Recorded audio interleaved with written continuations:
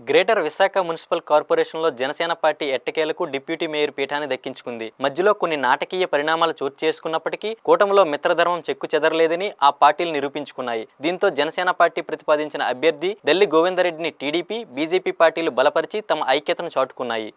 విశాఖ నగర ప్రజలకు సుపరిపాలన ఇవ్వడమే తమ లక్ష్యమని టీడీపీ, జనసేన పార్టీల ఎమ్మెల్యేలు మీడియా ముందుకు వచ్చి మాట్లాడారు. విశాఖ నగరాభివృద్ధికి కలిసికట్టుగా కృషి చేస్తామని, వైసీపీ హయాంలో ప్రజలపై రుద్దిన ఆస్తి పన్ను భారాన్ని తొలగిస్తామని వైసీపీ ఎమ్మెల్యే గణబాబు తెలిపారు.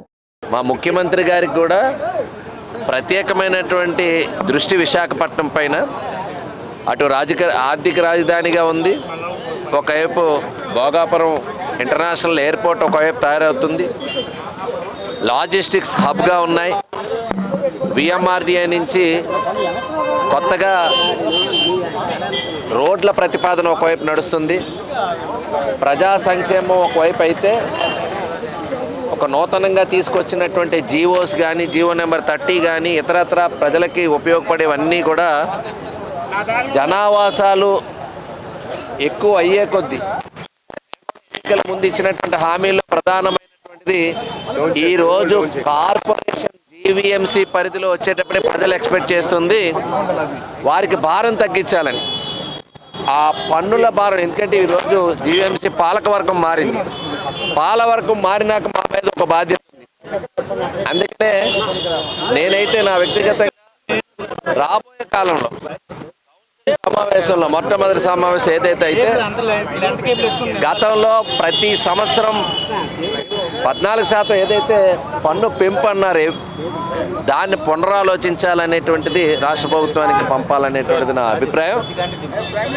అదొక మేజర్ హడిల్. ఈరోజు ఏదైతే ప్రజలు ప్రతి సంవత్సరం పన్ను పెంపు అనేటువంటిది తీవ్రంగా వ్యతిరేకించారు, దానికి ఆలోచన చేసే విధంగా, ప్రభుత్వం దృష్టికి తీసుకెళ్లే విధంగా మన కౌన్సిల్లో చేయాలనేటువంటి ఆలోచన. నిన్నటికి ఈవేళకి జరిగినటువంటి డిస్టర్బెన్స్ లో కొంత ఇదేం లేదు, రాజకీయాలు ఎందుకు కొంతమంది రాకుండా ఉన్నారు. Last minute decision, it's in communication gap తప్ప ఇంకోటి ఏం లేదు. సో ఈరోజు సజావుగా ఎన్నికలైతే నిర్వహణ అయిపోయింది.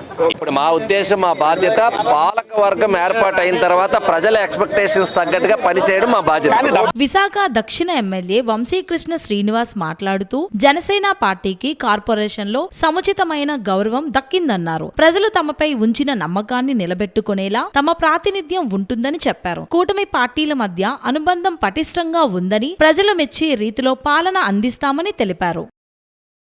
అనుకున్న దానికంటే ఎక్కువ మంది వచ్చారు, 70 మంది వచ్చారు.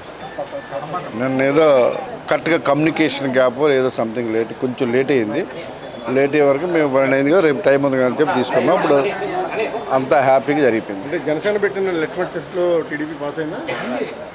జనసేన, టీడీపీ, బీజేపీ ఏం లేదు, ముగ్గురు ఒకటే. అనుకున్న దానికంటే ఎక్కువ మందినే వచ్చారు, 70 మంది వచ్చారు.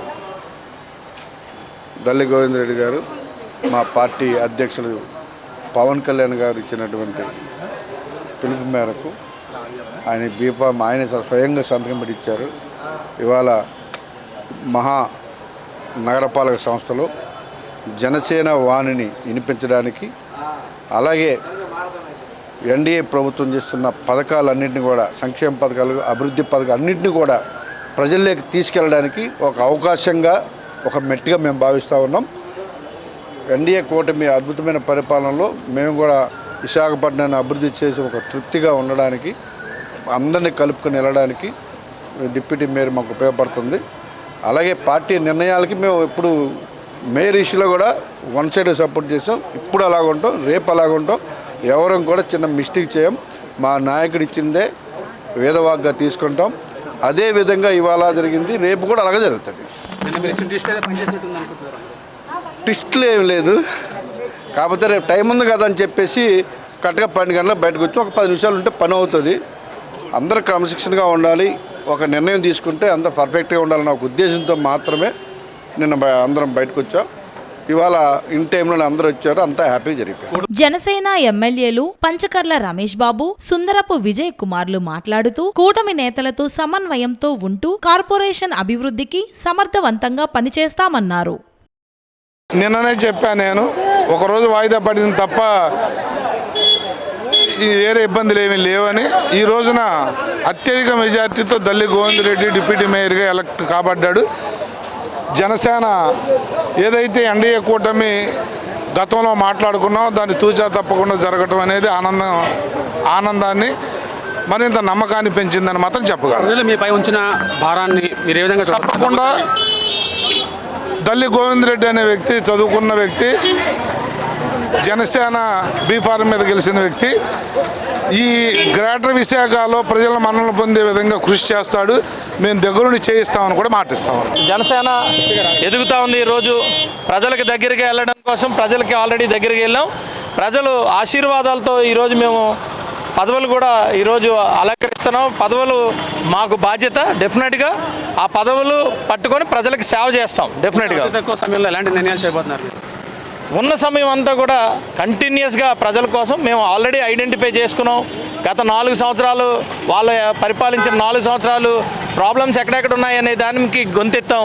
ఆ గొంతెత్తిన ప్రతి విషయాన్ని కూడా ఈరోజు అతి తక్కువ టైంలో కూడా ఎంత వీలైతే అంత కూడా మేము క్లియర్ చేసి ముందుకెళ్ళే పరిస్థితి వస్తుంది. కూటమి పార్టీల మధ్య సయోధ్యత ఎలా ఉంది? బాగానే ఉందండి, బ్రహ్మాండంగా ఉంది.